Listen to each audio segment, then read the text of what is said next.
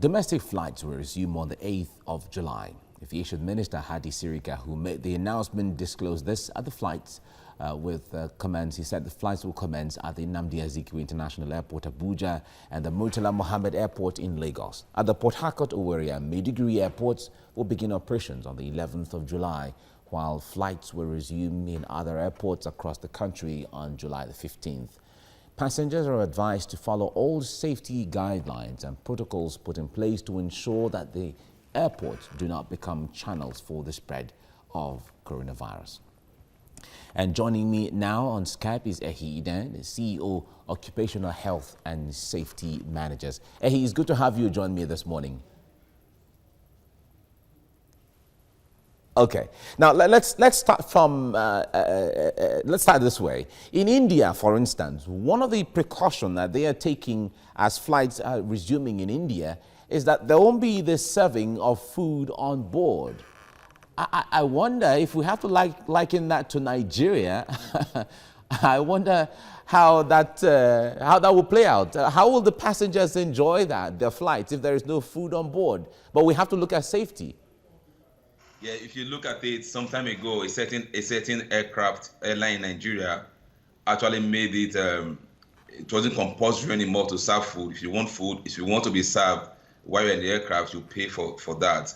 And I realized a number of Nigerians, they didn't bother about food anymore, and they were comfortable to fly and not paying for their food. I think it's just for a time.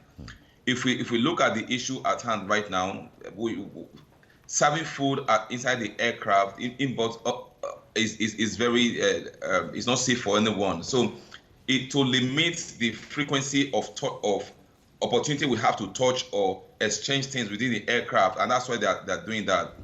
If that can help control the spread of coronavirus, yes, we have to avoid that for now until such a time that things just come back to normalcy. But I think it's a welcome development, which of course I think other countries should adopt. I quite appreciate that. Okay. Now, let's look at the issue of sitting arrangement. In some of the aircraft that are really small with relatively smaller cabins, now there is the issue of the sitting arrangement. The seats are certainly close to each other. I wonder how that negates the issue of social distancing, especially when people have to fly.